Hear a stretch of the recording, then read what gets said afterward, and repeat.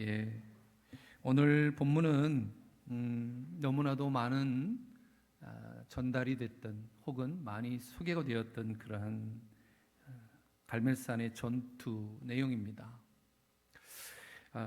이 전쟁의 승리는 우리 사람의 싸움으로부터 온 것이 아니고 하나님으로부터 주신 그 승리임을 다시 한번 우리에게 확인시켜 주시고, 또 그 전쟁의 승리가 우리들에게 꼭 필요하다라고 하는 말씀을 주시는 장면이기도 합니다. 그래서 오늘 우리가 피할 수 없는 영적 전쟁 속에 살아가고 있다면 이 전쟁을 어떻게 이겨내야 될까? 이 말씀이 오늘 여러분에게 도전이 되기를 바랍니다. 사실 우리가 오늘날 살아가는 삶을 보면 평온한 것처럼 일상을 살아가고 있지만, 사실 우리의 삶은 끊임없는 영적 전투, 또 영적 전쟁터에 있습니다. 이 싸움은 칼과 창으로 하는 싸움이 아니죠. 우리의 믿음과 마음을 뺏으려고 하는 어둠의 세력과의 싸움입니다. 이 시대의 배경을 보면 북이스라엘의 시대인데, 아합 왕과 이스벨 왕비의 우상 숭배 정책이 백성들의 마음을 사로잡았던 그런 시대입니다. 그래서 하나님을 떠나 바알과 아세라를 섬기게 만드는 그런, 있어서도 안 되고 있을 수도 없는 그런 정책을 아합이, 이세벨이 펼치게 되었죠. 우리 이 말씀을 통해서 볼 수 있는 이 엘리야 시대의 가장 큰 문제는 뭐였냐면, 둘 사이에서 머뭇거리는 그러한 백성들의 모습. 물론 이거는 자의적으로 둘 사이에서 머뭇거리는 것이 아니라 그들을 그렇게 영적 전쟁 속에서 밀어넣은 아합과 이세벨의 책임이 크다 할 수 있습니다. 21절입니다. 우리 한번 같이 한번 읽어보겠습니다. 21절 시작. 엘리야가 모든 백성에게 가까이 나아가 이르되 너희가 어느 때까지 둘 사이에서 머뭇머뭇하려느냐? 여호와가 만일 하나님이면 그를 따르고 바알이 만일 하나님이면 그를 따를지니라 하니 백성이 말 한마디도 대답하지 아니하는지라. 이스라엘의 백성의 태도죠. 이것도 아니고 저것도 아닌, 하나님도 섬기고 싶고 세상의 것도 누리고 싶은 거예요. 근데 바알이 갖고 있는 특징이 뭐냐면, 바알 신을 믿는 사람들이 추구하는 게 뭐냐면 성공이에요. 풍요, 약속. 우리도 이것을 놓치지 않으려고 하죠. 예수 믿는 사람이 이 오늘 본문에 소개하고 있는 세상의 풍요와 성공을 바란다고 해서 바알을 섬기느냐? 그렇지 않다는 겁니다. 하지만 중요한 것은 그 중심에 이스라엘 백성들처럼 이것이냐 그 마음의 우선순위를 정하지 못하는 데 있다는 겁니다. 여러분, 영적 전쟁의 동기가 뭐냐? 바로 21절에 네가 왜 머뭇거리느냐? 하나님이면 하나님으로, 바알이 하나님이라고 생각하면 바알 쪽으로 가라, 이렇게 요구하고 있는 거예요. 예를 들어서 우리가 중간에 있어서 이것도 좋고 이것도 좋으니까 그냥 이렇게 살기를 원합니다 라고 하면, 그 영적 전쟁의 동기는 바로 내 스스로 그 동기를 부여하는 겁니다. 진정한 참된 복은 누가 주신다? 하나님이 주신다. 이것이 오늘 엘리야에게 다시 한번, 엘리야를 통해서, 오늘 본문을 통해서 우리에게 주시는 명확한 말씀이에요. 모호한 그런 마음이 아니고 정확한 하나님 편으로 너희들이 서야 한다.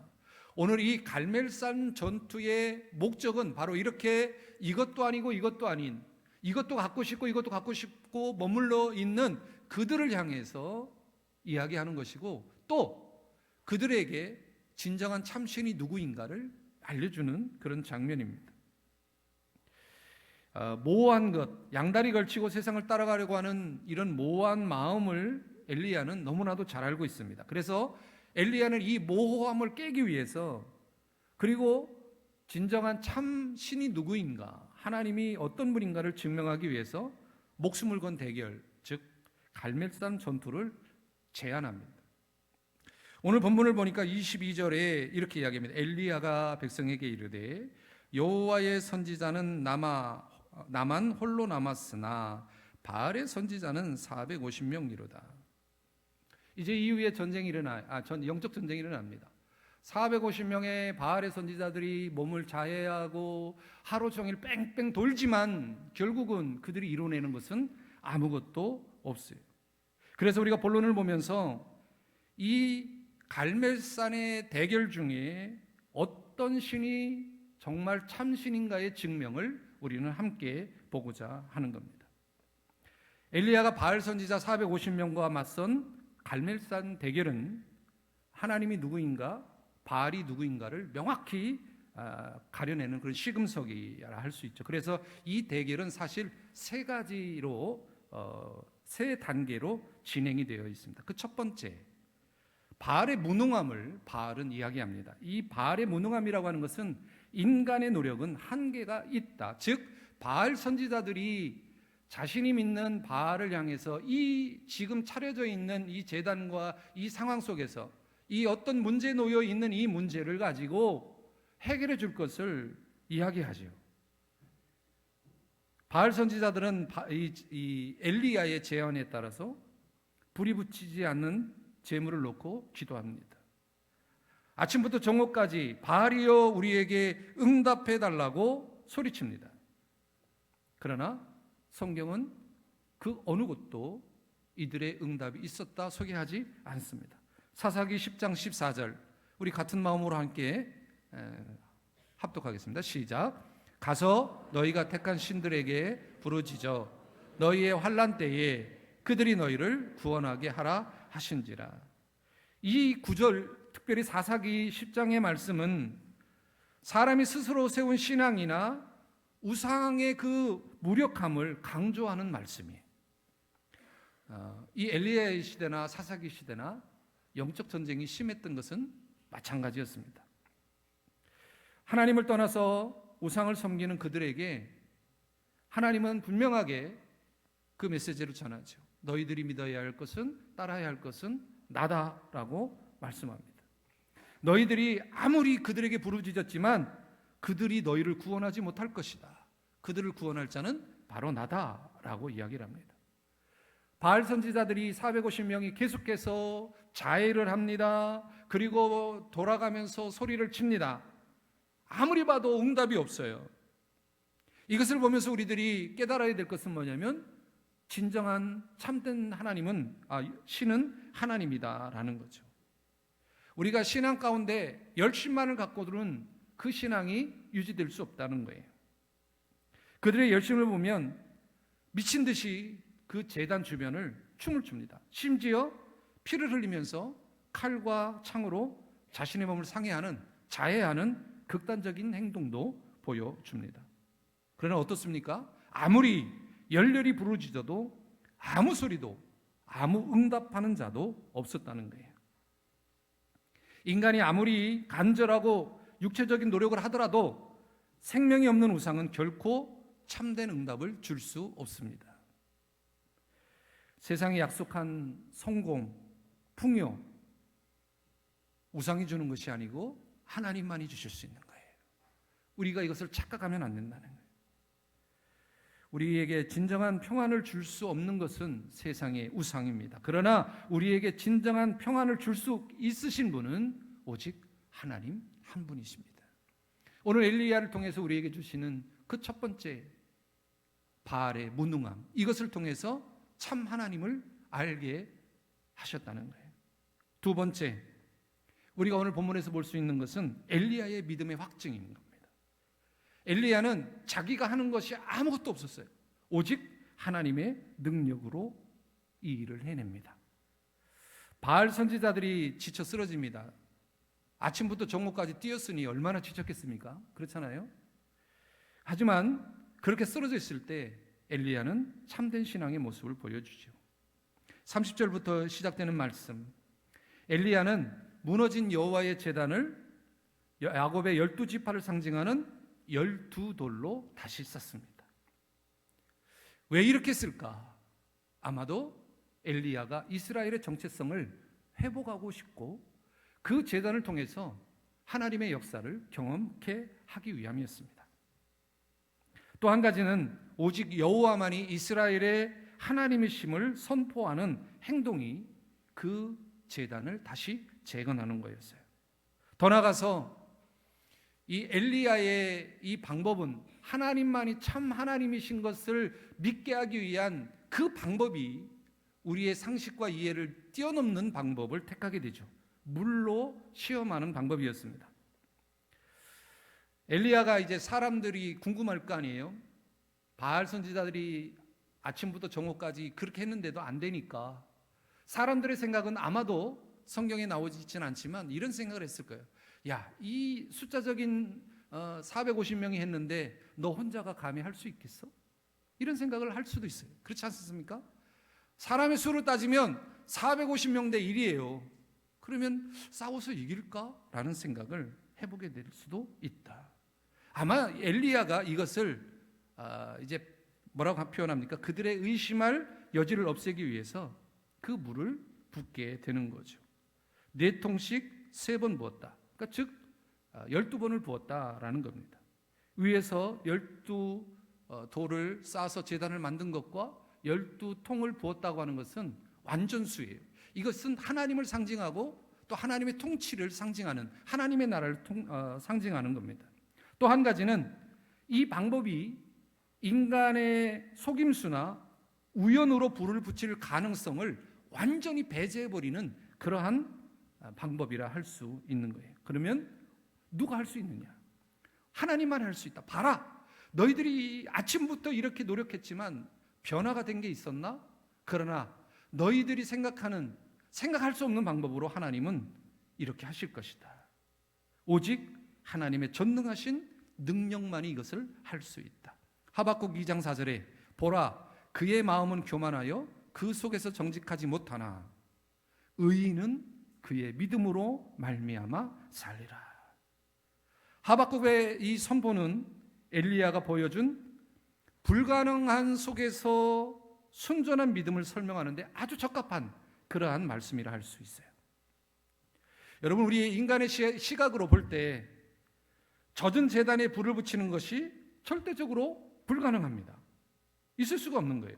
그러나 엘리야는 하나님의 능력만을 믿고 제단을 쌓고 물을 붓는 행동을 통해서 믿음으로 사는 길이 어떤 길인가를 보여줍니다. 자, 이제 이 본문의 장면에서 살짝 빠져나와서 저와 여러분이 신앙의 길을 살아가요.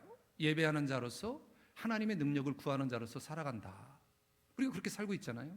그러면 여러분의 삶 속에서 한번 생각해 보는 거예요. 저도 마찬가지지만 여러분도 한번 생각해 보는 겁니다. 물을 붓고 재물에도 물이 있고 제단에도 물이 있고 도랑에도 물이 있어요. 이것을 불을 붙여야 되는데 그 상황에 놓이면 우리는 어떻게 하겠냐는 거예요. 야, 안 돼. 말도 안 되는 소리 하고 있어. 야, 김 집사, 이 집사, 야, 무슨 장로, 그게 말이 되냐? 우리는 누구나 100이면 100 아니죠. 100이면 100라고 하면 큰일 납니다. 조금 바뀔 수 있어요. 우리 상식과 이해로 할 수 없는 부분이기 때문에 안 된다라는 거예요. 그런데 성경은 뭐라고 이야기를 합니까? 그 이후에 도랑물까지 핥았다, 마르게 했다라고 이야기를 합니다. 여러분, 우리가 왜 제가 이런 질문을 드렸냐면 우리가 일상을 살면서 이런 문제들 속에 놓여 있을 때가 있을 수 있어요. 그렇지 않습니까? 영적인 도전을 받을 때가 있어요. 그러면 어떻게 하겠느냐는 거예요.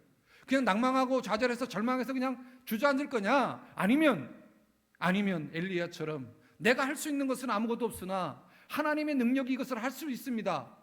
가능성을 갖고, 이 가능성이라고 하는 것은 우리의 순종의 마음이에요. 그 마음을 가지고 나아가느냐, 하나님께 나아가느냐, 이것을 우리에게 묻는 거예요. 혹시 여러분들도 하나님만을 믿고 세상을 바알을 따라가지 않는 삶을 살고 있느냐, 아니면 나도 역시 바알과 하나님을 반반씩 믿고 있느냐? 나만 알고 있죠. 나만. 배제할 수 없다는 겁니다. 이러한 상황 속에 놓여 있는 우리들에게 엘리야는 하나님의 능력만을 믿고 살아야 한다라고 말씀하고 있는 거예요. 그러면서 그가 행했던 물을 붓는 행동은 믿음으로 사는 길이 어떤 길인가라고 하는 온전한 신앙의 표현을 하고 있습니다. 하박국의 말씀, 오직 의인은 그의 믿음으로 말미암아 살리라. 여러분이 바라는 것이 무엇입니까? 여러분이 생각하는 믿음은 무엇입니까? 실현 가능한 것입니까? 아니면 실현 가능하지 않지만 하나님의 능력으로 의지하면서 그것을 하려고 나아갑니까? 믿음은 바라는 것들의 실상이요 보이지 않는 것들의 증거다. 우리가 바라고 보는 것들, 지금까지 일어난 일들은 다 가능성이 있는 일이라고 치면 앞으로 일어날 일 중에 가능성이 없는, 우리의 생각으로 가능성이 없는 일어날 일들이 분명히 있다. 그럴 때 어떻게 할 건가? 이 엘리야는 이 오늘 장면을 통해서 그 질문과 답을 우리들에게 찾으라고 이야기를 하는 거예요. 그 답이 뭐예요? 오직 하나님의 능력으로 살아가야 한다라는 겁니다. 엘리야가 이렇게 마련해 놓습니다. 그리고 하나님께서는 불로 응답하죠. 여기에 하나님의 승리를 알 수 있습니다. 엘리야의 기도는 길지 않았어요. 아침부터 정오까지 뺑뺑 돌면서 그러지 않았어요. 간단했습니다. 저녁 소재 드릴 시간에 맞춰서 간결하게 기도했어요. 그의 기도의 핵심은 이랬습니다. 주 여호와께서 하나님이신 것과 제가 주의 종인 것을 이 백성이 알게 하소서였습니다. 여기에는 자신의 명예가 아니라 하나님의 영광을 위한 기도였습니다. 엘리야의 기도가 끝납니다. 놀랍게도 여호와의 불이 하늘에서 내려옵니다. 번제물과 나무, 돌, 흙, 심지어 도랑의 물까지 모두 태워버렸습니다. 백성들이 이것을 봤어요. 백성들이 얼마나 많았을까요? 그 주변에. 그 사람들이 이 전무후무한 기적 앞에서 뭐라고 표현하냐면 여호와는 그는 하나님이시로다. 여호와 그는 하나님이시로다. 그렇게 외치면서 무릎을 꿇습니다.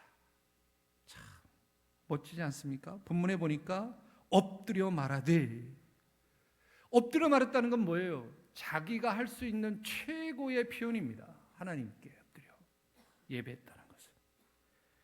이들이 이제는 한 가지 명확한 것이 뭐냐면 바알은 아무것도 아니다, 오직 하나님만이 참 하나님이다라는 것을 알게 되었다는 거예요. 에스겔 36장 23절 말씀 중에 그 끝 말씀 중에 뭐라고 하냐면 내가 여호와인 줄을 여러 나라 사람이 알리라 주 여호와의 말씀이니라. 이스라엘 백성이 하나님의 거룩한 이름이 높임받는 것을 통해서 다시 하나님께로 돌아올 것이다라고 하는 회복의 약속을 받으십니다. 이 회복은 동일하게 엘리야의 시대 영적으로 퇴보해져 있는 영적인 그 싸움에서 아무것도 할 수 없는 그 존재들이 하나님의 그 능력 앞에 펼쳐진 장면을 보면서 그들이 이렇게 외칩니다. 여호와를 하나님이시로다 라고 외치며 돌이킵니다. 이 돌이켰다는 말은 뭐예요? 하나님만을 바라보았다는 거죠. 단지 기적의 체험이 아니에요. 엎드렸다는 건 뭐예요? 하나님의 백성, 이스라엘 백성들이 회복이 됐다는 겁니다. 저는 이 설교를 준비하면서 내 안에 바알인 것들이 얼마나 많았던가를 생각해 보았습니다. 내 마음속에 신앙생활을 억제하고 하나님의 그 나의 하나님 되심을 방해하는 요소들이 얼마나 많은가를 제가 제 스스로를 보게 되었습니다. 그래서 제가 갖고 있는 모든 것들이 완전하게 100% 될 수는 없겠으나 계속 도전이 있으니까, 그럼에도 우리의 제 삶 속에서 하나님의 역사하심을 통해서 그분의 이름을 높이는 그러한 자로 살아가야 하겠다, 이렇게 다짐해 보았습니다. 여러분, 오늘 우리는 이 갈멜사 전투를 보면서 우리가 어떻게 살아야 하고 하나님은 어떤 분인가를 깨닫게 되었습니다. 그래서 결론적으로 오늘날 갈멜산 영적 전투에서 우리가 승리를 해야 하는데 우리에게도 바알이라고 하는 것이 존재를 해요. 혹시 제가 드리는 말씀 중에 이 말씀에 동의하지 못하시는 분도 있겠지만 우리 인생의 삶 속에서 드려지는 이런 것들, 우리가 살아가는 것들을 바알이라고 칭했을 때 돈, 명예, 성공, 탐욕, 쾌락 이런 것들이 하나님보다 더 의지하고 삶의 중심에 있다면 이것이 현대의 바알이다. 여러분, 이것을 누리지 말라고 하는 말이 아닙니다. 우리의 삶의 중심에 우선순위가 뭐냐? 하나님이 우선이냐? 아니면 나의 삶을 윤택하게 해주고 평화롭게 해주는 또 다른 그 무엇인 것이 하나님을 밀어내는 그 중심에 있느냐? 이것을 우리가 꼭 기억해야 한다는 거예요. 자, 그러면 어떻게 하면 이 영적 전쟁에서 승리할 수 있을까? 세 가지 비결을 제가 여러분에게 제시합니다. 그 첫 번째, PPT 보여주시죠. 첫 번째, 모호함을 버리고 오직 하나님만을 선택하십시오. 이것은 단호한 결단이 있지 않으면 안 되는 부분이에요. 엘리야가 너희가 어느 때까지 둘 사이에서 뭐뭐 하려느냐? 그러니까 하나님과 세상 사이에서 타협하려고 하는 그 태도를 버려야 한다는 거죠. 우리 중심에는 오직 예수님만이 계셔야 합니다. 두 번째, 물이 가득한 제단에 불을 내려달라고 기도하십시오. 이것은 확신 있는 기도를 하라라는 말입니다. 엘리야가 제단에 물을 부은 것처럼 우리는 세상의 시선과 인간적인 논리로 볼 때 불가능한 조건들이 많아요. 하지만 그럼에도 불구하고 우리는 불가능한 것들을 놓고 오직 하나님만을 의지하며 기도해야 하는 거예요.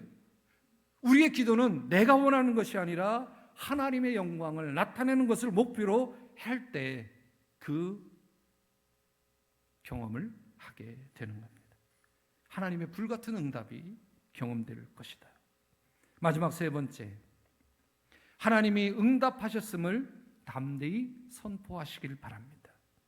백성들이 여호와 그분이 하나님이시다라고 외친 것처럼 늘 우리에게 찾아오셔서 은혜 주시고 문제 속에 개입하시는 하나님을 바라보면서 여러분이 그 하나님을 응답하고 체험했다면 이를 숨기지 말고 담대하게 선포해야 합니다. 어떤 한 분이 교회에 왔어요.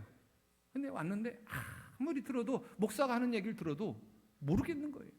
예수님을 이야기하는데 그 예수님이 마음에 다가오지 않는 거예요. 하나님을 설명하는데 그 하나님이 누군지 모르는 거예요.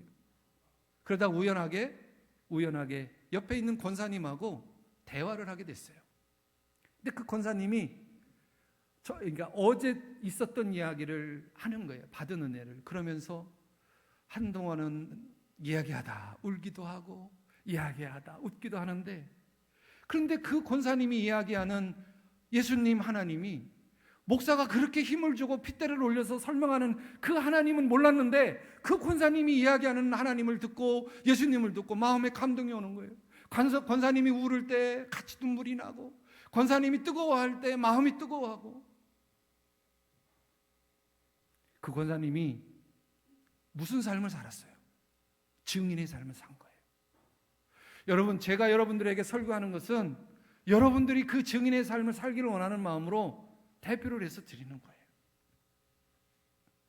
우리 삶 속에서 하나님의 응답을 체험한 사람이 숨기고 그것을 감추고 있다면 내 옆에 그것을 들어야 할 사람이 듣지 못한다는 거예요. 전도하는 사람이 여럿 있었어요. 근데 막 예수 믿고 평안을 누리시고 구원받고 천당 가십시오. 지나간 사람이 놀고 있네. 너나 믿어라. 이랬다는 거예요. 근데 마침 또 스님 한 분이 거기를 이렇게 지나갔어요. 그러면서 그 말이 너나 잘 믿으세요 하고선 지나가는데 스님이 하는 말이 맞는데? 라고 했다는 거예요. 근데 놀랍게도 스님이 맞는데 하는 그 소리가 그 전도를 받았던 그분의 마음을 확 잡았던 거예요. 근데 놀랍게도 스님은 그 전도하는 사람의 소리를 듣고 맞는데가 아니라 자기 스스로 무엇인가를 생각하다가 이게 맞는데?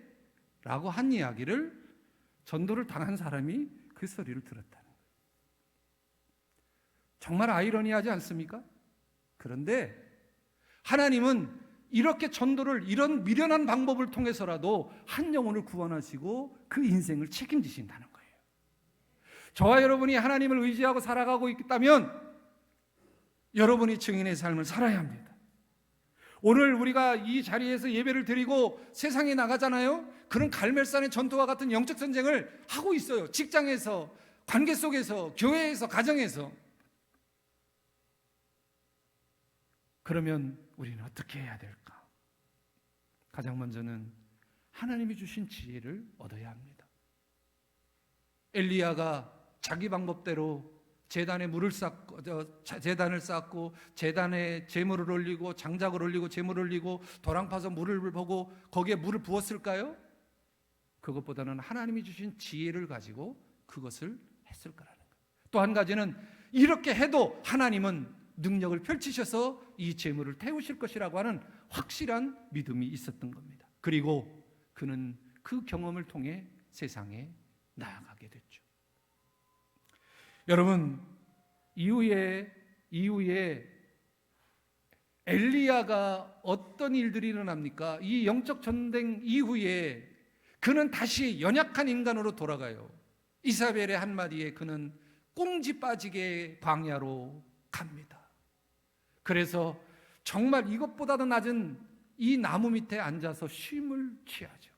하나님은 그에게 미물을 통해서 먹고 마실 수 있는 기회를 주셔서 다시 그가 가야 될 그 길을 가게 만드신다는 거예요. 여러분이 오늘 영적 전쟁에 승리했다고 자만하지 마십시오. 우리는 항상 쓰러질 수 있는 존재들이랑 그 쓰러질 수 있는 존재들이기 때문에 하나님의 말씀을 듣고 살아야 합니다.